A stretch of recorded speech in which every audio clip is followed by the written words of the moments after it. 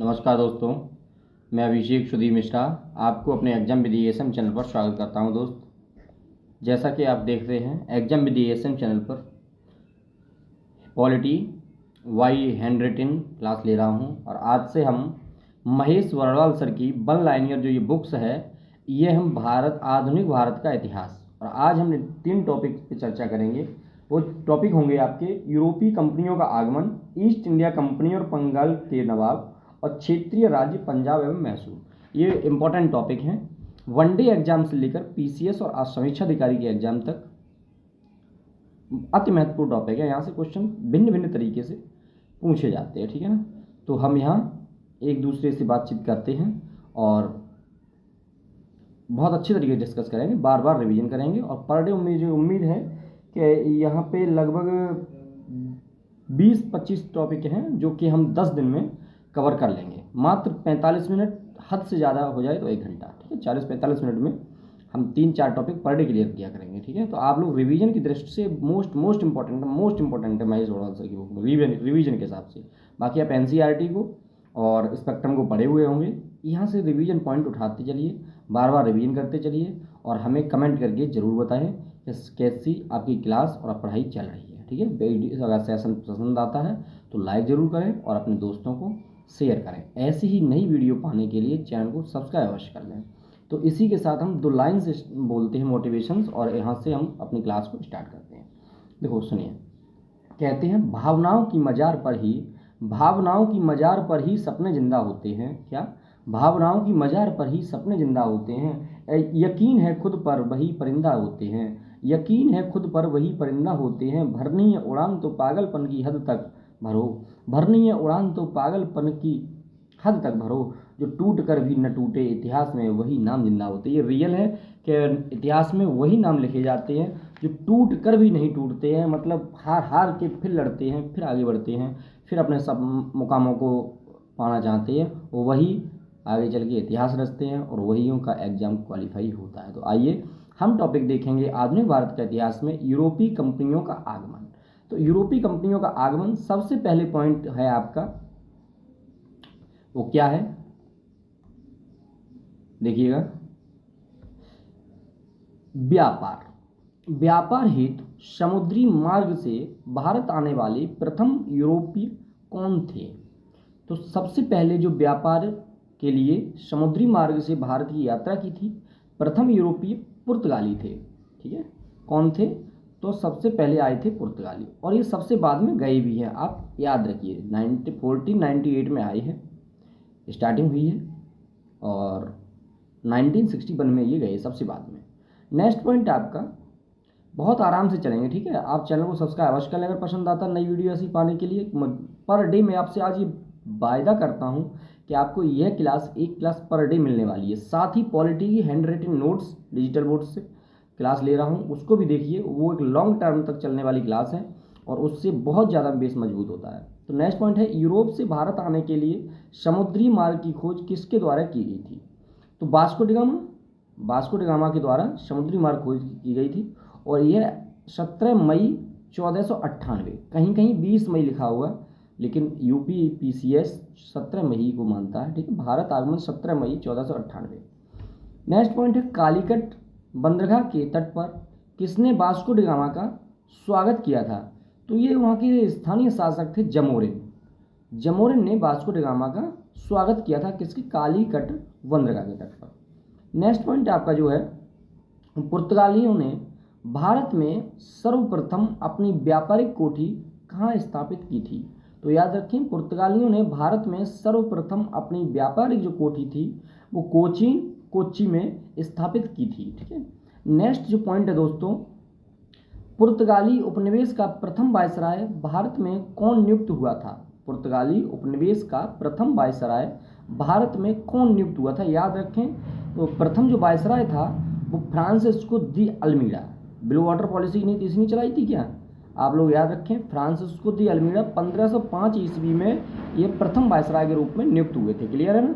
अब आते हैं नेक्स्ट पॉइंट पे। बहुत अच्छे तरीके से देखते रहिए दोस्तों, हमारे साथ अंत तक बने रहिए वीडियो में, बहुत अच्छी तरीके से समझ में आएगा, ठीक है। और पॉलिटी मैंने जैसे बताया, आप कंटिन्यू रखते रहिए।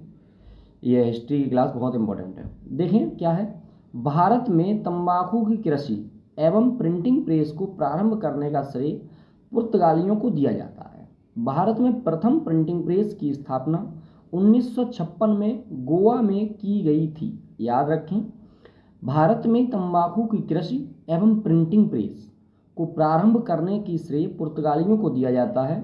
भारत में प्रथम प्रिंटिंग प्रेस जो है वो स्थापना 1556 गोवा में हुई थी। अब याद रखें कि सबसे पहले जो छपाई हुई थी उसका नाम है बाइबिल। ठीक है, प्रिंटिंग प्रेस में सबसे पहले बाइबिल की छपाई हुई थी। क्लियर है ना? ये मोस्ट इंपॉर्टेंट है, याद रखते हैं। यहाँ ये पॉइंट लिखा नहीं था तो हम अपने पास से ऐड कर देते हैं, क्योंकि मैं अभिषेक मिश्रा, आपका भाई, छोटा या बड़ा, जो स्पेक्ट्रम्स है वो कई बार को रिवीजन किया है, साथ में ही पढ़ा है। तो देखो नेक्स्ट पॉइंट जो हमने अभी बताया था कि फ्रांसिस्को दी अल्मीडा ने ब्लू वाटर पॉलिसी की स्थापना की थी, वो या लागू की थी नीति। तो देखो आ गया आपके सामने, हिंद महासागर में व्यापार को नियंत्रित करने के लिए, हिंद महासागर में व्यापार को नियंत्रित करने के लिए शांत या नीले जल की नीति किसने लागू की? तो ये आंसर हो जाएगा फ्रांसिस्को दी अल्मीडा। क्लियर है ना भाई? कोई भी प्रॉब्लम नहीं आनी चाहिए आपको, ठीक है। और जल्दी ही हम पॉलिटी को फिनिश करने के बाद, हैंड रिटन के बाद, एक हिस्ट्री की क्लास भी हैंड रिटन से चलाऊंगा। आप बहुत अच्छी तरीके से बेस क्लियर करेंगे। जो कंटेंट आता है मेरा बहुत मस्त होता है, ठीक, आप पढ़ते रहिए। अब देखते हैं नेक्स्ट पॉइंट है, निम्न विभिन्न देशों के खोजकर्ता। तो ये क्या होता है, इसका आंसर कैसे आता है, क्योंकि इसका जो क्वेश्चन होते हैं दोस्तों वो आ जाते हैं कभी कभी मैचिंग करने के लिए। तो वास्को डी गामा सबको पता होता है कि भारत में खोज की थी, सबको पता है। अधिकतर लोगों को पता है कि कोलंबस अमेरिका की खोज किया था। बहुत कम लोगों को पता है कि कैप्टन जेम्स कुक जो हैं वो ऑस्ट्रेलिया की खोज की थी। और यह तो बहुत ही नामात्र को पता है कि जो तस्मान साहब थे या तस्मानिया थे, वो तस्मानिया एवं न्यूजीलैंड की खोज की थी। किसने? तस्मान ने। ये मोस्ट इंपॉर्टेंट है, यहाँ से मैचिंग के लिए क्वेश्चन आते हैं। बार्थोलोम्यू डियाज, यह एक खोजकर्ता थे। इन्होंने केप ऑफ गुड होप मतलब दक्षिण अफ्रीका में की खोज की थी, ठीक है ना।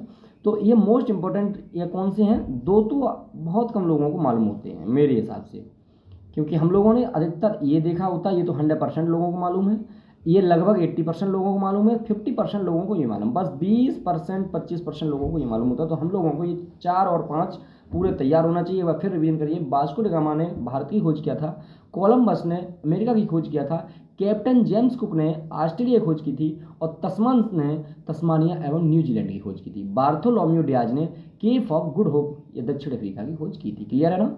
हम अब आपके साथ डिस्कस करते हैं नेक्स्ट पॉइंट को। तो नेक्स्ट पॉइंट जो आपका है, भारत में पुर्तगाली शक्ति का वास्तविक संस्थापक किसे माना जाता है? देखो पुर्तगाली प्रथम वायसराय कौन था? फ्रांसिस्को दी अल्मीडा 1505 में नियुक्त हुआ था। तो पुर्तगाली शक्ति जो था वास्तविक संस्थापक अल्बुकर्क को माना जाता है। याद रहेगा हम लोगों को, क्योंकि मोस्ट इंपॉर्टेंट है। तो वास्तविक शक्ति जो है वो अल्बुकर्क को माना जाता है वास्तविक संस्थापक। क्लियर है ना? नेक्स्ट पॉइंट हम देखेंगे, किस वायसराय के काल में गोवा को पुर्तगालियों का औपचारिक मुख्यालय बनाया गया? किस वायसराय के काल में गोवा को पुर्तगालियों का औपचारिक मुख्यालय बनाया गया? नीनो डी कुन्हा, ठीक है, औपचारिक मुख्यालय बनाया गया नीनो डी कुन्हा। गोवा को पुर्तगालियों का किस वायसराय को? Nino de Cunha. Next point को मैं फिर डिस्कस करने जा रहा हूँ। तो नेक्स्ट पॉइंट जो आपका है वह पुर्तगालियों ने हिंद महासागर में, किसने? पुर्तगालियों ने हिंद महासागर में क्षेत्र में व्यापार पर नियंत्रण स्थापित किया करने के लिए कार्टेज, ये मोस्ट इंपॉर्टेंट है भाई साहब, कार्टेज आर्मेडा काफिला पद्धति। पुर्तगालियों ने हिंद महासागर क्षेत्र में व्यापार पर नियंत्रण स्थापित करने के लिए कार्टेज आर्मेडा काफिला पद्धति प्रारंभ की, और यह एक ऐसी नीति थी जो कर लिया जाता था। इन्होंने भारत के शासक अकबर को भी नहीं छोड़ा, इस कर से वंचित नहीं रखा था, उनसे भी कर लिया था। तो नेक्स्ट देखते हैं, पुर्तगालियों के पश्चात भारत में व्यापार करने आए डच कहाँ के निवासी थे? तो आप याद रखें, उस समय हॉलैंड नाम था इसका, और वर्तमान में नीदरलैंड कहते हैं उसे, ठीक है। पुर्तगालियों के पश्चात भारत में व्यापार करने आए डच कहाँ के निवासी थे? तो हॉलैंड के निवासी थे। हम अब देखेंगे कौन सी कंपनी किस देश से आई थी, और भारत में कब स्थापना उसकी हुई, और प्रथम फैक्ट्री कब स्थापित किया। ओके, तो आइए बहुत अच्छे से, यहाँ से क्वेश्चन कई तरीके से बनते हैं, उस पर हम डिस्कस करने जा रहे हैं। तो भारत में विदेशी कंपनियों का आगमन हुआ, और विदेशी कंपनियों का आगमन होने के बाद भिन्न भिन्न तरीके से क्या क्या हो रहा है हम देखेंगे, चर्चा करेंगे। एक सेकंड। कंपनी जो आपकी है, एक कलर में चेंज कर लेता हूँ, इसमें मज़ा कुछ कम आ रहा है ना, तो कलर में रेड कर लेता हूँ, ठीक है, रेड ही कर लेता हूँ और थोड़ा सा मोटा और कर ले, है ना। You right, I am going to class. Okay, आइए टॉपिक पर। तो जो कंपनी है वो पुर्तगाली East India Company Estado da India. देखो मोस्ट इंपॉर्टेंट है, क्योंकि कई बार पीसीएस या समीक्षा अधिकारी में मैचिंग के लिए क्वेश्चन आते हैं ना, तो पुर्तगाली ईस्ट इंडिया कंपनी या अंग्रेज ईस्ट इंडिया कंपनी या यूनाइटेड ईस्ट इंडिया कंपनी या डेनिश ईस्ट इंडिया कंपनी ना पूछेगा Estado da India. Estado da India जो है वो पुर्तगाली ईस्ट इंडिया का ही नाम है। और देश अगर बात करें तो यह पुर्तगाल से आई कंपनी। स्थापना इसकी जो हुई थी वो 1498 में, मतलब 1498 में हुई थी। और भारत में इसकी प्रथम जो फैक्ट्री थी वो हमने अभी चर्चा की थी कोचीन में, कोची। सेकंड वाला जो आपका है अंग्रेजी ईस्ट इंडिया कंपनी है। थोड़ा यार छोटा पतला करें, बहुत ये लाइनिंग करने में प्रॉब्लम आएगी ना, सॉरी, बार बार डिस्टर्ब नहीं करूँगा प्लीज। अंग्रेजी east India company the governor and company of merchants of London trading into the east Indies. यह आई थी आपकी ब्रिटेन से, याद रखें। फिर एक बार रिवीजन करिए। अंग्रेजी east India company the governor and company of merchants of London trading into the east Indies, यह ब्रिटेन से कंपनी थी, यह ब्रिटेन की कंपनी थी और इसकी स्थापना 1600 में हुई थी ब्रिटेन में। और भारत में आके सबसे पहले इसने सूरत में अपनी कंपनी स्थापित किया था। तीसरा नंबर आया United east India company of Netherlands, ठीक है, United east India company of Netherlands. यह हॉलैंड की कंपनी थी। 1602 में इसकी स्थापना हुई और मसूलीपट्टनम में कंपनी इसने स्टार्ट किया, है ना, factory. Danish east India company की डेनमार्क की कंपनी थी, ये गई डेनमार्क, 1616 में स्थापित हुई थी। और त्रंगकोब या त्रावणकोर। 5 नंबर है आपकी फ्रांसीसी east India company the Indus Orientalis, इसका नाम था, फ्रांस की कंपनी थी। 1664 ईस्वी में इसकी स्थापना हुई थी। सूरत में इसने सबसे पहली फैक्ट्री की स्थापना की थी। क्लियर है ना। अब देखें ये वाला पॉइंट। यूरोपीय शक्तियों में भारत में पुर्तगाली कंपनी ने, यूरोपीय शक्तियों में भारत में पुर्तगाली कंपनी ने सर्वप्रथम 1498 ईस्वी प्रवेश किया तथा भारत से सबसे अंत 1961 ईस्वी में ही यह गए हैं। तो मोस्ट इंपॉर्टेंट, हमने पहले ही इसके बारे में चर्चा किया था, एक बार बहुत तरीके से देख लें। पुर्तगाली ईस्ट इंडिया कंपनी, अंग्रेजी east India company, United east India company, Danish east India company, फ्रांसीसी ईस्ट इंडिया कंपनी, ये क्रोनोलॉजी ऑर्डर में क्रम से देख लीजिएगा। पुर्तगाल, ब्रिटेन, हॉलैंड, डेनमार्क, फ्रांस। 1498, 1600, 1602, 1616, 1664। ठीक है। अब नेक्स्ट पॉइंट पे आ रहे थे। नेक्स्ट पॉइंट आपका क्या होगा, आइए ये पॉइंट देखिए। किस यूरोपीय शक्ति द्वारा, किस यूरोपीय शक्ति द्वारा भारत में मामलों के निर्यात में के स्थान पर कपड़ों के निर्यातों की प्राथमिकता दी? डचों द्वारा। मोस्ट इंपॉर्टेंट क्या है, किस यूरोपीय शक्ति द्वारा भारत से मसालों के निर्यात के स्थान पर कपड़ों के निर्यात को प्राथमिकता दी? तो डचों द्वारा। पुर्तगाली जो थे वो उन्होंने क्या, मसाले का, और जो यूरोपीय डच थे वो कपड़ों के निर्यात की प्राथमिकता दी थी। क्लियर है। नेक्स्ट पॉइंट आपका, भारत के साथ व्यापार के लिए सर्वप्रथम संयुक्त पूंजी कंपनी किसने आरंभ की थी? याद रखें, संयुक्त पूंजी कंपनी बहुत कम लोगों को मालूम होता है, डचों ने। ठीक है, कितने? डचों ने। नेक्स्ट है वर्ष 1759 में बेदरा का युद्ध, मोस्ट इंपॉर्टेंट है, किन दो यूरोपीय शक्तियों के मध्य लड़ा गया था? तो डच एवं अंग्रेजों के द्वारा। किसके द्वारा? डच एवं अंग्रेजों के द्वारा। ये क्लास बहुत इत्मीनान से चल रही है, आप लोगों के रिवीजन के लिए बहुत इंपॉर्टेंट है। कमेंट करके प्लीज़ ज़रूर बताएं, और अगर पसंद आ रहा है तो चैनल को सब्सक्राइब अवश्य कर लें, क्योंकि एक दूसरे का सहयोग ही इस जीवन यापन का काम करता है। ठीक है। तो नेक्स्ट पॉइंट है, लंदन में ब्रिटिश ईस्ट इंडिया कंपनी के गठन के समय भारत का सम्राट कौन था? अकबर था। क्लियर है ना। देखिए 1605 तक अकबर रहे और ये इंपॉर्टेंट है, आप देखते रहिए। ठीक है। लंदन में ब्रिटिश ईस्ट इंडिया कंपनी के गठन के समय भारत का सम्राट कौन था? अकबर था। ब्रिटिश सम्राट जेम्स प्रथम का दूत बनकर भारत में व्यापारिक कोठी स्थापित करने के उद्देश्य से जहांगीर के दरबार में आने वाला जो यूरोपीय था वो कौन था? ब्रिटिश नागरिक कौन था? तो कैप्टन हॉकिंस थे। याद रखें, मोस्ट इंपॉर्टेंट है ब्रिटिश।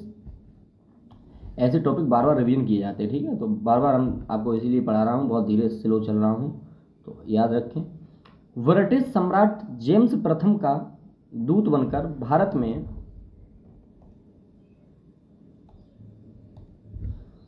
में व्यापारिक कोठी स्थापित करने के उद्देश्य से जहांगीर के दरबार में ब्रिटिश नागरिक कौन था? तो कैप्टन हॉकिंस। कैप्टन हॉकिंस की एक कहानी बहुत अच्छी खासी है, हमने आपको हिस्ट्री की जब रिटन क्लास पढ़ाई है तो उसमें बताया है। कैप्टन हॉकिंस 1608 में आए थे। नेक्स्ट पॉइंट है, ब्रिटिश ईस्ट इंडिया कंपनी द्वारा भारत में प्रथम अस्थायी कारखाना। ब्रिटिश ईस्ट इंडिया कंपनी द्वारा भारत में प्रथम अस्थायी कारखाना मसूलीपट्टनम 1611 ईस्वी में तथा प्रथम स्थायी कारखाना सूरत 1613 ईस्वी स्थापित किया गया। सॉरी, क्या है एक बार फिर देखते हैं। ब्रिटिश ईस्ट इंडिया कंपनी द्वारा भारत में प्रथम स्थायी कारखाना मसूलीपट्टनम में, मतलब प्रथम अस्थायी कारखाना ब्रिटिश ईस्ट इंडिया कंपनी 1661 ईस्वी में तथा प्रथम स्थायी कारखाना सूरत में 1613 ईस्वी में। याद रखें, 1611 में मसूलीपट्टनम वो अस्थायी था और सूरत में 1613 में स्थायी था। Next point, east India company के किस अंग्रेज गवर्नर को औरंगजेब द्वारा भारत से निष्कासित कर दिया था? याद रखें, sir John child. East India company के किस अंग्रेज गवर्नर को औरंगजेब द्वारा भारत में निष्कासित किया? क्वेश्चन आ जाएगा कि औरंगजेब ने किस अंग्रेज को या किस ईस्ट इंडिया कंपनी के गवर्नर को निष्कासित किया? तो जॉन सर चाइल्ड। क्वेश्चन आ जाएगा भारत से निष्कासित होने वाला गवर्नर कौन था ईस्ट इंडिया कंपनी का? तो जॉन सर चाइल्ड। क्वेश्चन आ जाएगा सर जॉन चाइल्ड को निष्कासित किसने किया? तो औरंगजेब ने। इस तरीके से क्वेश्चन आते हैं, ठीक है। तो नेक्स्ट पॉइंट क्या है, हैमिल्टन द्वारा सफल उपचार किए जाने के कारण, हैमिल्टन एक वैद्य था ईस्ट इंडिया कंपनी का, क्लियर। तो हैमिल्टन द्वारा सफल उपचार किए जाने के कारण किस मुगल बादशाह द्वारा ईस्ट इंडिया कंपनी के लिए वर्ष 1717 में मानाधिकार पत्र जारी किया? तो फर्रुखसियर जो मुगल बादशाह था अपने इंडिया में 1717 के आसपास में ईस्ट इंडिया कंपनी के लिए। तो हुआ क्या कि ईस्ट इंडिया कंपनी का जो वैद्य था वो हैमिल्टन था और फर्रुखसियर को ऐसी उसने मेडिसिन दी या ऐसी औषधि दी, कहते हैं फर्रुखसियर सही हो गए और उन्होंने उसे मतलब कहते हैं कि आशीर्वाद के रूप में या कहें तो एक फीस के रूप में मानाधिकार पत्र जारी कर दिया। और उस मानाधिकार पत्र में क्या है यह हमने एक विस्तृत क्लास ली, उसमें पढ़ाया हुआ है। यह सिर्फ रिवीजन के हिसाब से हम क्लास ले रहे हैं। आप सभी से यही है कि यदि आप ऐसी क्लासें मेरे से पाना चाहते हैं, बार बार देखना चाहते हैं, न्यू क्लास 10 दिन में ये हिस्ट्री फिनिश करा दूंगा, मात्र 40 से 45 मिनट के टाइम में, ठीक है, रिवीजन करा देंगे। तो चैनल को सब्सक्राइब अवश्य करें। आइए नेक्स्ट पॉइंट देखते हैं। नेक्स्ट पॉइंट देखो मोस्ट इंपॉर्टेंट है, इन पॉइंटों को बहुत बहुत ध्यान रखिए भाई, पूरी बुक्स ही मोस्ट इंपॉर्टेंट होती है महेश बड़वल सर की। 1661 ईस्वी में इंग्लैंड के राजा 1661 ईस्वी में इंग्लैंड के राजा चार्ल्स द्वितीय का विवाह पुर्तगाली राजकुमारी कैथरीन के साथ हुआ था, सबको पता है। कब हुआ था? 1661 ईस्वी में इंग्लैंड के राजा चार्ल्स द्वितीय का विवाह पुर्तगाली राजकुमारी कैथरीन के साथ हुआ। इस अवसर पर पुर्तगालियों ने चार्ल्स द्वितीय को दहेज के रूप में, भैया भारत पे शासन था पुर्तगालियों का उस समय 1661 में, उसमें बहुत अच्छी तरीके से सिस्टम चलने लगा, ठीक है, शासन नहीं कह सकते लेकिन सिस्टम अच्छा चलने लगा था, व्यापार अच्छा चलने लगा था। तो पुर्तगालियों ने क्या किया, चार्ल्स द्वितीय को दहेज के रूप में बम्बई प्रदान कर दिया। 1668 ईस्वी में चार्ल्स द्वितीय ने 10 पाउंड वार्षिक किराया लेकर बम्बई ईस्ट इंडिया कंपनी को दे दिया। बम्बई क्या किया उसने, 10 पाउंड किराया लिया वार्षिक और ईस्ट इंडिया कंपनी को बम्बई दे दिया। तो यहाँ से क्वेश्चन बन सकते हैं, यह क्वेश्चन को तोड़ मरोड़ के कई तरीके से बनाया जा सकता है, क्लियर है ना। आइए नेक्स्ट पॉइंट को मैं चर्चा करता हूँ। नेक्स्ट पॉइंट में देखिए क्या मोस्ट इंपॉर्टेंट पॉइंट ही चल रहा है, प्रमुख शहरों के संस्थापक। अभी देखे थे किस देश की किसने खोज की, अब देखेंगे शहरों के संस्थापक।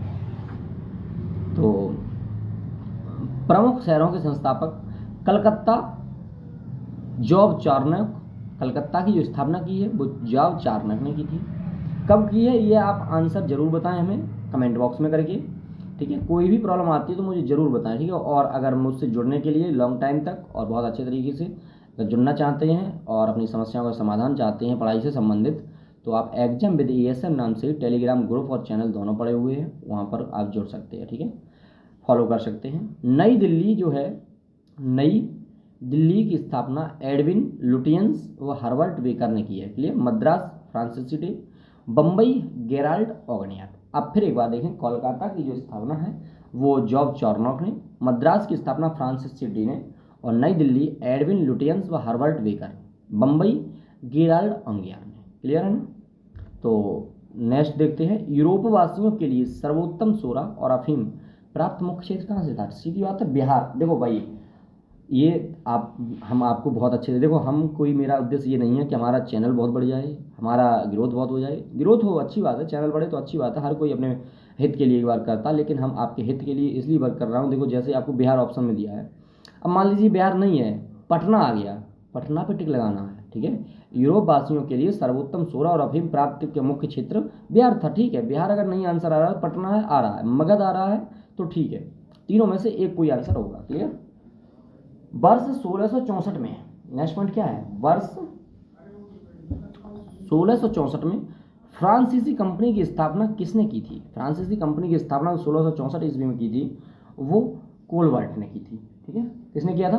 कोलवर्ट ने किया था। तो नेक्स्ट आपका पॉइंट है भाई, फ्रांसीसी कंपनी की स्थापना किसके कार्यकाल में हुई थी? तो लुई 14 में। फ्रांस में उस समय राजा या शासन लुई 14 में थे, उस समय 1664 ईस्वी में कोलवर्ट ने एक कंपनी की स्थापना कर दी, उसका नाम था फ्रांसीसी कंपनी। नेक्स्ट पॉइंट देखेंगे, फ्रैंक कैरो के द्वारा, फ्रैंक कैरो के द्वारा भारत में प्रथम फ्रांसीसी फैक्ट्री की स्थापना कहाँ की गई थी? तो सूरत में की गई थी।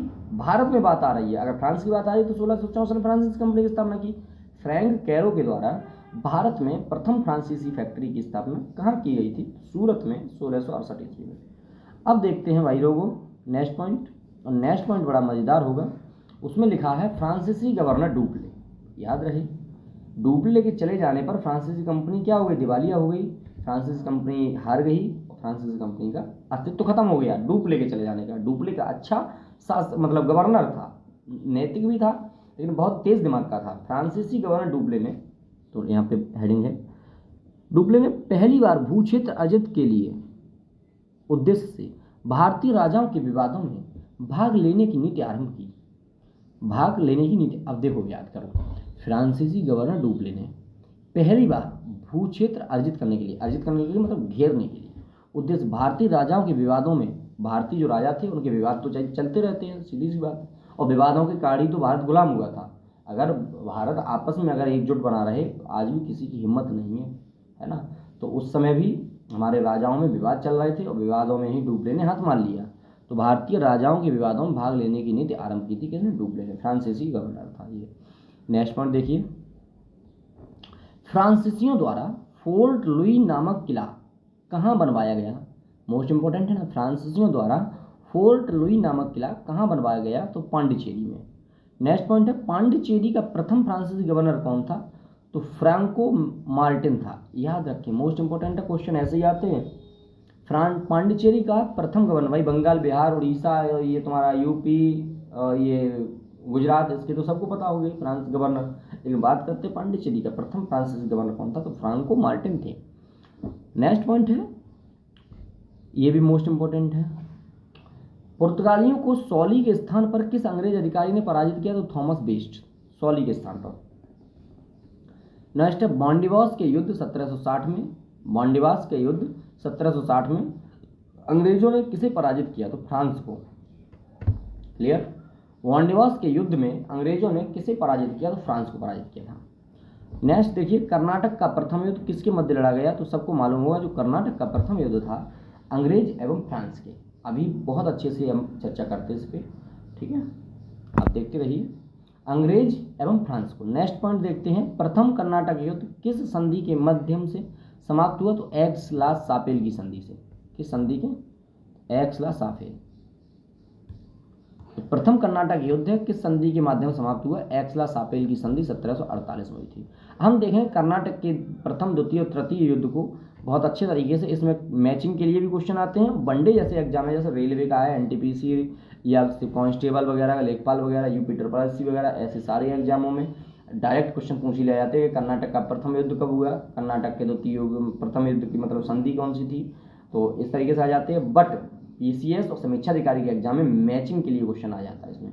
तो प्रथम जो कर्नाटक युद्ध है वो 1746, बहुत अच्छे तरीके से देखते हैं यहाँ वाले, प्रथम जो कर्नाटक युद्ध है वो 1746 से 48 ईस्वी, और प्रमुख कारण क्या था? तो ऑस्ट्रिया के उत्तराधिकार का युद्ध के कारण था। संधि हुई थी एक्स-ला-शापेल की संधि 1748। क्लियर है ना। क्वेश्चन पूछा जाएगा, चलिए पहले बात करते हैं नेक्स्ट। परिणाम क्या हुआ? कोई परिणाम नहीं हुआ, अनरिलेटेड परिणाम हुआ। द्वितीय जो है 1751 से 55 ईस्वी में। क्लियर? कर्नाटक के उत्तराधिकार का युद्ध के कारण थे इसमें। संधि हुई पांडिचेरी की, संधि 1755 में हुई और ब्रिटेन मजबूत स्थिति में रहा। ठीक है ना। तृतीय है 1758 से 63, सप्तवर्षीय युद्ध एवं औपनिवेशिक कारण था इसका। फिर संधि हुई 1763 में, फ्रांस की पराजय। अब देखिए क्वेश्चन कैसे आता है। एक तरफ आ जाएंगे कर्नाटक के प्रथम द्वितीय तृतीय युद्ध, एक तरफ आ जाएगा उसकी डेट, समय का काल। तो 1746 से 48 प्रथम, द्वितीय 1751 से 55 और तृतीय 1758 से 63। एक तरफ द्वितीय, दूसरी तरीके से क्वेश्चन अगर पूछा जाता है तो आ जाता है उसका युद्ध और एक ही कारण। एक तरीके से इसके क्वेश्चन पूछा जाता है संधि और उसकी डेट। एक्सा सेपेल की संधि, उसका डेट सामने, पांडिचेरी की संधि उसकी डेट, पेरिस संधि उसकी डेट। तो आपको डेट्स, कारण और प्रथम द्वितीय का कार्यकाल ये पूरा आपको तैयार होना चाहिए। ठीक है। याद रखें कि द्वितीय जो कर्नाटक युद्ध हुआ उसमें ब्रिटेन की मजबूत स्थिति रही थी। तीसरा जो कर्नाटक युद्ध हुआ था उसमें फ्रांस की पराजय हुई और फर्स्ट कर्नाटक युद्ध अनिर्णित हुआ, उसमें कोई परिणाम निर्धारित नहीं रहा। नेक्स्ट देखते हैं, अंग्रेज कंपनी या अंग्रेजी कंपनी का नाम governor and company of merchants, governor and company of merchants of London trading into the east India रखा गया। क्लियर है ना। तो इस तरीके से कंप्लीटली देखते रहिए। अब आते हैं नेक्स्ट पॉइंट पे, ईस्ट इंडिया कंपनी और बंगाल के नवाब। भैया यहाँ से भी क्वेश्चन आते हैं। ईस्ट इंडिया कंपनी बंगाल में मोस्ट इंपॉर्टेंट टॉपिक है। ठीक है ना। छोटा टॉपिक है बट बहुत इंपॉर्टेंट होगा और यहाँ से एक आध क्वेश्चन जरूर इस एक पेज से मिल जाएगा आपको देखने के लिए। तो देखते हैं। अच्छा एक बार कमेंट करके बताना तो समझ में आ रहा है ना, मज़ा आ रहा है क्लास में। मोस्ट इंपॉर्टेंट है, पॉइंट टू पॉइंट है, आराम से देखते रहिए। मुगल सम्राट द्वारा स्वतंत्र रूप से नियुक्ति बंगाल का अंतिम गवर्नर कौन था? तो कौन था?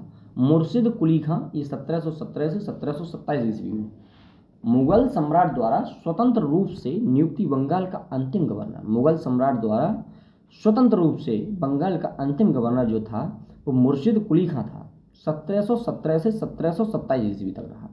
नेक्स्ट पॉइंट है आपका, मुर्शिद कुली खां अपनी राजधानी ढाका से कहाँ स्थानांतरित की थी? मुर्शिद कुली खां ने अपनी राजधानी ढाका से कहाँ स्थानांतरित की थी? मुर्शिदाबाद में। क्लियर है ना। नेक्स्ट है, बंगाल के किस गवर्नर ने यूरोपियों की तुलना मधुमक्खियों से की थी? ये अलीवर्दी खां थे। हमने स्पेक्ट्रम में पढ़ा हुआ है कि अलीवर्दी खां ने कहा है कि जो यूरोपीय हैं वो उनसे अगर आप दोस्ती रखें, प्यार मोहब्बत रखें तो वो शहद देंगी, और अगर आप उनसे बदतमीजी करें तो वो काट काट के मधुमक्खियों की तरह मार डालेंगी, है ना। तो ये किसने कहा था? अलीवर्दी खां ने कहा था। नेक्स्ट पॉइंट है 20 जून 1756, फिर लिखें 20 जून 1756 को प्रसिद्ध ब्लैक होल की घटना, ब्लैक होल की घटना क्या थी इसके बारे में चर्चा करेंगे। बंगाल के किस नवाब के शासनकाल में हुई थी? तो सिराजुद्दौला के शासनकाल में। हुआ क्या था कि सिराजुद्दौला ने अंग्रेजों को एक काल कोठरी में बंद कर दिया। बताया जाता है कि 10 बाई 10 के कमरे में बंद कर दिया। उसमें जब बंद किया तो 146 अंग्रेज थे। ठीक है। और 10 फीट उसकी लंबाई भी थी। लंबाई मतलब ऊंचाई भी ज़्यादा नहीं थी, बताया जाता है इसमें, ऐसा इतिहास में हमने पढ़ा है। बाकी क्या हो क्या नहीं है ये हम थे तो नहीं, लेकिन जो पढ़ा बता रहे हैं। 146 अंग्रेज उसने बंद कर दिए और जब जिंदा निकले तो बताया जाता है जैसा भी 26 अंग्रेज जिंदा निकले। उसमें एक जो था अंग्रेज, उसने जो इतिहास में बताया है उसका नाम आप बताइएगा। ठीक है। उसने कहा है कोई भी जिंदा नहीं बचा था। बहुत परेशान हुई रात भर, है ना, मरने के बाद। सही है सालों, करना भी चाहिए ना। ये कितना परेशान किए थे। तो याद रखें 20 जून डेट थी आपकी 1756। ब्लैक होल की घटना सिराजुद्दौला के समय में हुई थी, बंगाल में हुई थी। ये देखो उसमें ये नहीं पूछा जाता है कभी कि कितने बाई कितने का वो था, रूम था, ब्लैक होल जो कोठरी थी वो कितने की थी, या ये भी नहीं पूछा गया आज तक, और न पूछा जाए, क्योंकि ये क्या होता है ना, आंकड़े कभी ऐसे नहीं पूछे जाते। 146 थे वैसे घटाचक और स्पेक्ट्रम दिया हुआ है, लेकिन उसमें पूछा नहीं जाएगा कभी। आप इसके निश्चिंत रहिए। सिर्फ उसमें शासक पूछा जा सकता है, ब्लैक होल की घटना की डेट पूछी जा सकती है। तो 20 जून 1756 थी। नेक्स्ट पॉइंट है 9 फरवरी 1757 को 9 फरवरी 1757 को अलीनगर की संधि किसके मध्य संपन्न हुई थी? तो किलाइव एवं सिराजुद्दौला। याद रखें 9 फरवरी 1757 अलीनगर की संधि किलाइव और सिराजुद्दौला के मध्य में संधि स्थापित हुई थी। ठीक है ना। तो नेक्स्ट पॉइंट अब देखते हैं हम लोग। बहुत इत्मीनान से देखते रहिए दोस्तों। अगर चैनल बिल्कुल भी पसंद आ रहा है हमारी वीडियो तो चैनल को सब्सक्राइब अवश्य कर लें और अपने दोस्तों तक भेजने की कोशिश करें, क्योंकि ज़रूरी है भेजना। विस्तार देखो विद्या क्या होती है ना, विद्या को जितना बांटोगे जितना जिसकी हेल्प करोगे उतनी बढ़ेगी, है ना। तो हमने हर तरीके के बच्चों को पढ़ाया भी है, 12th मतलब अकेडमिक क्लास के बच्चों को, एंड कंपटीशन क्लासेस भी पढ़ाई हैं काफ़ी जगह। ठीक है, तो आप एक बार बहुत अच्छी तरीके से चैनल को देखते रहें और बताएं जैसा भी है। भारतवर्ष में ब्रिटिश साम्राज्य का संस्थापक, नेक्स्ट पॉइंट क्या, भारतवर्ष में ब्रिटिश साम्राज्य का संस्थापक लॉर्ड रॉबर्ट क्लाइव को माना जाता है। याद रखें वास्तविक गवर्नर किसे माना जा रहा था, और यहाँ ब्रिटिश साम्राज्य है, ब्रिटिश साम्राज्य का संस्थापक लॉर्ड रॉबर्ट क्लाइव को माना जाता है, जिसने प्लासी के युद्ध 23 जून 1757 में, 20 जून 1756 अलग थी घटना ब्लैक होल वाली, यह 23 जून 1757 के बंगाल के नवाब सिराजुद्दौला को पराजित कर पहली बार भारत में ब्रिटिश प्रभुत्व की नींव रखी। मोस्ट इंपॉर्टेंट कोट है, ठीक है। एक पानी ले लिया जाए।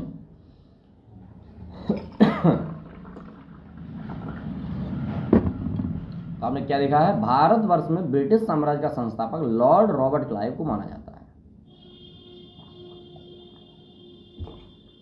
क्या हुआ था, प्लासी के युद्ध 23 जून 1757 में सिराजुद्दौला को हरा दिया था और ब्रिटिश प्रभुत्व की नींव स्थापित की थी। उस समय संस्थापक था लॉर्ड रॉबर्ट क्लाइव, ब्रिटिश साम्राज्य का। अब देखते हैं नेक्स्ट, प्लासी के युद्ध के समय बंगाल के नवाब का सेनापति कौन था जिसने विश्वासघात किया था? प्लासी के युद्ध के समय बंगाल के नवाब का सेनापति कौन था जिसने विश्वासघात किया था? मीर जाफर। ठीक है। नेक्स्ट पॉइंट है आपका, प्लासी के युद्ध के समय मुगल बादशाह कौन था?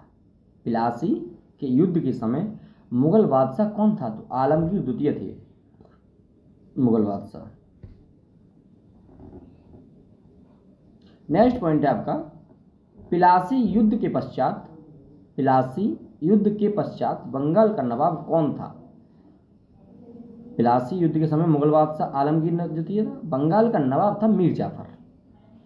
नेक्स्ट पॉइंट देखते हैं, भारत में ब्रिटिश प्रभुत्व की शुरुआत किस युद्ध से मानी जाती है? तो प्लासी के युद्ध 23 जून 1757। भारत में ब्रिटिश प्रभुत्व की शुरुआत किस युद्ध से मानी जाती है? प्लासी के युद्ध 27 जून 1757। कौन था इसका संस्थापक? तो लॉर्ड रॉबर्ट क्लाइव थे। किस कारण हुआ था? प्लासी की जब युद्ध हुआ था तो बंगाल के नाम सिराजुद्दौला को हरा दिया था, पराजित कर दिया था। किसने? लॉर्ड रॉबर्ट क्लाइव ने। और वहीं से ये सब घटनाएं मानी जाती हैं। ठीक है, इस पर एक मेंस का क्वेश्चन भी बनता है कि क्या प्लासी का युद्ध 1757 में जो हुआ था वो एक आधुनिक भारत में मोड़ है? इस तरीके से क्वेश्चन मेंस में पूछा गया है। तो काफ़ी जो इतिहासकार हैं उन्होंने यस में जवाब देकर अपनी संवेदनाएं व्यक्त की हैं। काफ़ी इतिहासकार हैं जिन्होंने उसको न कहकर अपनी संवेदनाएं व्यक्त की हैं। ठीक है, ये हम आपकी जब लॉन्ग क्लासेस लेंगे तब चर्चा करेंगे। सिर्फ अभी पर्पज़ मेरा ये है कि एग्जाम जो भी आ रहे हैं वनडे से लेकर पीसीएस समीक्षा अधिकारी सारी रिवीजन आपको हो जाएगी, है ना। देखिए प्रमुख घटनाएं क्या क्या हैं। प्रमुख घटनाएं, यह क्वेश्चन आता है मैचिंग के लिए, मैचिंग में क्वेश्चन आता है, याद रखें। ब्लैक होल की जो घटना हुई है वो 20 जून 1756 में हुई है। याद रखें, हमने अभी बात किया था सिराजुद्दौला के समय में हुई थी। ठीक है ना। ब्लैक होल की जो घटना थी वो 20 जून 1757। अलीनगर की जो संधि हुई है वो 9 फरवरी 1757 में, यह भी सिराजुद्दौला और लॉर्ड रॉबर्ट क्लाइव के बीच में हुई है। क्लियर है ना। लॉर्ड रॉबर्ट क्लाइव के बीच में हुई है अलीनगर की संधि 9 फरवरी 1757 में। और जो प्लासी का युद्ध है वो 23 जून 1757 को प्लासी का युद्ध हुआ है। इसमें जो बंगाल के नवाब सिराजुद्दौला थे उनकी हार हुई है।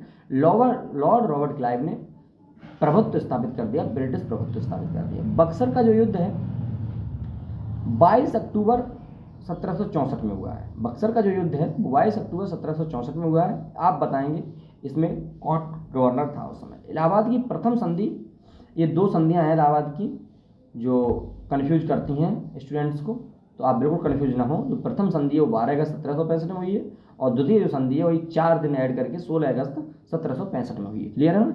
तो प्रथम संधि इलाहाबाद की 12 अगस्त 1765, इलाहाबाद की द्वितीय संधि 16 अगस्त 1765, और बनारस की संधि 1743 में हुई है। मोस्ट इंपॉर्टेंट फैक्ट हैं ये, आप लोग मैच में आने की 100% संभावना रहती है, तैयार कर लें, रट लें ये। क्लियर है ना? आइए नेक्स्ट पॉइंट देखते हैं।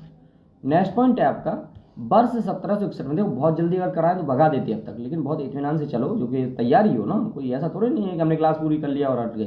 कंप्लीटली हमारी तैयारी होनी चाहिए। एग्जाम में अगर यहाँ से क्वेश्चन आता है तो कहीं बाहर नहीं निकलना चाहिए। बाकी आपको एनसीईआरटी और स्टैंडर्ड बुक अगर यूपीपीसीएस देना है तो अच्छे से फॉलो करना होगा। बाकी एनसीईआरटी तो आपको पढ़ना ही पढ़ना होगा ना, तो एनसीईआरटी पढ़ते रहिए और मेरे साथ बने रहिए रिवीजन के लिए। वर्ष 1760 में अंग्रेजों ने मीर जाफर को हटाकर किस बंगाल का नवाब बनाया? किसे बंगाल का नवाब बनाया? मीर जाफर को हटाकर मीर कासिम को बना दिया था। क्या हुआ है? बहुत अच्छा खासा इतिहास है, जब लॉन्ग पढ़ाएंगे तो मजा आएगा, लेकिन अभी नहीं हम बात करेंगे ज़्यादा, ठीक है ना, टाइम निकल जाता है ज़्यादा। 1760 में इतना जाने कि मीर जाफर को हटाया और मीर कासिम को बनाया अपने हित के लिए। फिर मीर कासिम को भी इन लोगों ने परेशान किया, तो फिर वहाँ पे युद्ध हुआ। नेक्स्ट देखते हैं 1764 में 22 अक्टूबर 1764 में बक्सर के युद्ध में अंग्रेजों ने मीर कासिम, अवध के नवाब शुजाउद्दौला तथा दिल्ली के मुगल सम्राट शाह आलम द्वितीय को सम्मिलित सेना को पराजित कर दिया अंग्रेजों ने। ये कब किया था? बक्सर के युद्ध में 22 अक्टूबर 1764 में हुआ था, और 3 सेनाएं भारत की जुड़ी हुई थी। मीर कासिम, अवध के नवाब शुजाउद्दौला तथा दिल्ली के मुगल सम्राट शाह आलम द्वितीय ने इकट्ठे होकर ये अंग्रेजों से लोहा लिया, तो वही हार गई फिर भी, है ना। कारण क्या थे देखें सही से। नेक्स्ट पॉइंट क्या है? बक्सर के युद्ध के समय ब्रिटिश सेना का सेनापति कौन था? तो हेक्टर मुनरो था। बक्सर के युद्ध के समय ब्रिटिश सेना का सेनापति हेक्टर मुनरो थे, ठीक है। नेक्स्ट है बक्सर के युद्ध के समय बंगाल का नवाब कौन था? तो मीर जाफर थे। बक्सर के युद्ध के समय बंगाल का नवाब मीर जाफर था, और इन्होंने विश्वासघात किया था हम लोगों के साथ। नेक्स्ट पॉइंट देखते हैं, थोड़ा डिस्टर्ब हो सकता है, ये वेजिटेबल्स बेचने वाले निकलते रहते हैं यहाँ पे, थोड़ा सा डिस्टर्ब होगा, बाकी कोई दिक्कत नहीं है। नेक्स्ट देखते हैं, बक्सर की 1764 में युद्ध हुआ और फिर हो गई संधि। बक्सर युद्ध के पश्चात इलाहाबाद की संधि हुई। तो पहली संधि 12 अगस्त 1765 में हुई थी। मुगल सम्राट शाह आलम द्वितीय, बंगाल के नवाब शुजाउद्दौला, किलायव के मध्य इलाहाबाद की द्वितीय संधि, किलायव तथा अवध के नवाब शुजाउद्दौला के मध्य हुई। याद रखें पहली जो संधि हुई है 12 अगस्त 1765 में, उसमें बंगाल के नवाब नजमुद्दौला और शाह आलम द्वितीय किलायव के मध्य हुई है। जो द्वितीय संधि 15 अगस्त 16 अगस्त 1765 में हुई है, वो नवाब शुजाउद्दौला अवध के और किलायव के मध्य में हुई है। याद रखें, इधर उधर न भटकें। नेक्स्ट क्या है? किस संधि के माध्यम में अंग्रेजों को बंगाल, बिहार, उड़ीसा की दीवानी प्राप्त हुई? इलाहाबाद की संधि प्रथम। किस संधि के माध्यम से अंग्रेजों को बंगाल, बिहार और उड़ीसा की दीवानी प्राप्त हुई? तो इलाहाबाद की संधि। नेक्स्ट पॉइंट क्या है? स्वर्ग से उत्पन्न सेनानायक किसे कहा गया? स्वर्ग से उत्पन्न सेनानायक किसे कहा गया? रॉबर्ट क्लाइव को कहा गया। नेक्स्ट है इलाहाबाद की संधि के पश्चात। इलाहाबाद की संधि के पश्चात बंगाल में द्वैत शासन किसने स्थापना किया? तो रॉबर्ट क्लाइव। ये याद रखें, स्वर्ग से उत्पन्न सेनानायक भी रॉबर्ट क्लाइव को कहा जाता है, और ब्रिटिश प्रभुत्व का साम्राज्य भी रॉबर्ट क्लाइव को ही कहा जाता है, क्योंकि सिराजुद्दौला को हराकर उन्होंने 1757 प्लासी के युद्ध में और अपना प्रभुत्व स्थापित किया। इलाहाबाद की संधि के पश्चात बंगाल में द्वैत शासन स्थापित करने की नीति को भी रॉबर्ट क्लाइव को ही कहा जाता है। हम देखते हैं नेक्स्ट पॉइंट को। तो उत्तर मुगलकालीन राज्यों के संस्थापक, है ना, उत्तर मुगलकालीन राज्यों के संस्थापक। तो राज्य है बंगाल, राज्य क्या है? बंगाल है, और स्थापना काल है 1717 से 1727। इस संस्थापक है मुर्शिद कुली खां। हैदराबाद 1724। ये डेट्स आ जाती हैं मैचिंग करने के लिए। कंप्लीटली डायरेक्ट भी बनते छोटे मोटे एग्जाम में पूछ लिया जाता है, बाकी समीक्षा अधिकारी पीसीएस में हमेशा मैचिंग पूछा जाता है। तो हैदराबाद को 1724 में निजाम उल मुल्क चिनकलिज खां, ठीक है, इन्होंने स्थापना की थी। भरतपुर की स्थापना 18वीं शताब्दी में चूड़ामन बदन सिंह ने की थी। कर्नाटक 18वीं शताब्दी में सादत खां ने किया था। और अवध 1722-24 ईस्वी में सादत खां बुरहान उल मुल्क। जयपुर 18वीं शताब्दी सवाई राजा जयसिंह। रोहिल पठान 18वीं शताब्दी में मोहम्मद खां बंगस। और मैसूर की स्थापना 18वीं शताब्दी हैदर अली। हैदर अली का पुत्र का नाम क्या था? टीपू सुल्तान था। ठीक है, अब इनके बारे में भी बहुत अच्छे से पढ़ें कौन कौन से युद्ध ने लड़े। फिर एक बात देखें, बंगाल की स्थापना जो हुई है 1717 से 1727 में मुर्शिद कुली खां ने की है। हैदराबाद की जो स्थापना हुई है वो 1724। ये बहुत बहुत इंपॉर्टेंट क्वेश्चन है, चाहे कोई भी एग्जाम हो जाए। हैदराबाद की स्थापना हुई है 1724 ईस्वी में, निजाम उल मुल्क ने की है। भारत की स्थापना 18वीं शताब्दी में चूड़ामन बदन सिंह ने किया। सारे कुछ देखें। ये नीचे क्या लिखा है, ये 1842 से 44 तक गवर्नर जनरल रहे लॉर्ड एलनबरो का कार्यकाल कुशल आक्रमणता की नीति के कारण फेल माना जाएगा ना, नीति का काल माना जाता है। ठीक है, कुशल आक्रमणता की नीति का काल। नेक्स्ट पॉइंट देखते हैं। अब नेक्स्ट टॉपिक है, यही एक लास्ट टॉपिक बचा है हमारे इस क्लास का, तो बहुत छोटा टॉपिक है, बड़ा नहीं है, बहुत अच्छे से देखिए। क्षेत्रीय राज्य पंजाब एवं मैसूर। सबसे पहले देखेंगे सिख साम्राज्य का संस्थापक किसे माना जाता है। तो सिख साम्राज्य का संस्थापक है, किसे माना जाता है? महाराजा रणजीत सिंह 1799 में। सिख साम्राज्य का संस्थापक महाराजा रणजीत सिंह को 1799 में। महाराजा रणजीत सिंह किस मिसल से संबंधित हैं? तो शुकर चकिया मिसल से संबंधित थे। कौन? महाराजा रणजीत सिंह। महाराजा रणजीत सिंह के राज्य की राजधानी कहाँ स्थापित थी? तो लाहौर में। दोस्तों, आपने यदि अभी भी चैनल को सब्सक्राइब नहीं किया है तो चैनल को सब्सक्राइब कर लें। पर डे आपको हिस्ट्री से संबंधित 2, 3, 4 टॉपिक एक छोटी सी क्लास में आपका रिवीजन होता रहेगा। और मेरी कोशिश यह है कि पर डे कंप्लीट हिस्ट्री कराऊंगा। आपकी कोशिश ये रहे कि बार बार इस क्लास को देखिए, दोस्तों तक भेजिए, चैनल को सब्सक्राइब कर लें। महाराजा नेक्स्ट क्या है? महाराजा रणजीत सिंह ने सुप्रसिद्ध कोहिनूर हीरा किसे प्राप्त किया? किससे प्राप्त किया? तो शाह शुजा से। शाह शुजा से प्राप्त किया था। महाराजा रणजीत सिंह ने सुप्रसिद्ध कोहिनूर हीरा किससे प्राप्त किया था? तो शाह शुजा से प्राप्त किया था। नेक्स्ट पॉइंट है 25 अप्रैल 1809 को क्या है? नेक्स्ट पॉइंट 25 अप्रैल 1809 को अमृतसर की संधि किनके मध्य हुई थी? तो महाराजा रणजीत सिंह अंग्रेजों के मध्य। क्लियर। नेक्स्ट पॉइंट है महाराजा रणजीत सिंह एक धर्मनिरपेक्ष शासक थे, इसलिए उन्होंने कहा था ईश्वर की इच्छा थी कि मैं सभी धर्मों को एक निगाह से देखूं, इसलिए उसने दूसरी आंख की रोशनी ले ली। बहुत ऐतिहासिक व्यक्ति थे रणजीत सिंह, बहुत अच्छे राजा थे। तो नेक्स्ट पॉइंट को देखते हैं हम। वर्ष 1845 में क्या है? वर्ष 1845 में प्रथम आंग्ल सिख युद्ध के दौरान भारत का गवर्नर जनरल कौन था? तो मोस्ट इंपोर्टेंट याद रखिए, लॉर्ड हार्डिंग प्रथम आंग्ल जो सिख युद्ध था वो 1769 हैदर अली के समय में हुआ था। अभी हम सारे ये सब देखेंगे, अभी देखते रहिए। प्रथम आंग्ल सिख युद्ध किस संधि द्वारा समाप्त हुआ? तो यह लाहौर की संधि 1846 में। नेक्स्ट पॉइंट है महाराणा रणजीत सिंह का उत्तराधिकारी कौन था? तो खड़ग सिंह थे। क्लियर है ना? देखिए नेक्स्ट पॉइंट फिर देखते हैं। महत्वपूर्ण संधियां देखते हैं हम इसमें। ये भी क्वेश्चन आते हैं मैचिंग में ही। पुरंदर की संधि जो है वो 1765 में हुई है। पुरंदर की संधि 1765 में हुई है। और बड़गांव की जो संधि है वो 1779 ईस्वी में। सालवाई की संधि 1782 में। देवगांव की संधि 1803 में। और सुरजी अर्जुन गांव की संधि 1803 में। पूना की संधि 1817 में। लाहौर की संधि 1806 में। अमृतसर की संधि 1809 में। बहुत अच्छे से ये रट लीजिएगा, क्वेश्चन ये रटने से ही होता है। पुरंदर की संधि 1765 में। बड़गांव की संधि 1779 में। सालवाई की संधि 1782 में। और देवगांव की संधि हुई 1803 में। सुरजी अर्जुन गांव की संधि जो आपकी थी वो 1803 ईस्वी में हुई थी। पूना की संधि जो हुई है वो 1817 ईस्वी में हुई है। लाहौर की संधि जो हुई है वो 1806 में। अमृतसर की संधि हुई है 1809 में। ठीक है, बहुत इत्मीनान से अच्छे तरीके से क्लास को कंप्लीट करते रहिए। द्वितीय आंग्ल सिख युद्ध, जो द्वितीय आंग्ल सिख युद्ध है वो किस गवर्नर के कार्यकाल में हुआ? तो लॉर्ड डलहौजी के। प्रथम जो आंग्ल सिख युद्ध है वो याद रखें 1845 में लॉर्ड हार्डिंग के समय में हुआ था। और द्वितीय आंग्ल सिख युद्ध जो हुआ है वो लॉर्ड डलहौजी के कार्यकाल में हुआ है। ये आ जाता है, क्वेश्चन आया भी है ना। तो 13 जनवरी पूरी तरीके से आपके एग्जाम के लिए डेडिकेटेड क्लास है, आप कंप्लीटली देखते रहिए। 13 जनवरी क्या है, 13 जनवरी, एक सेकेंड,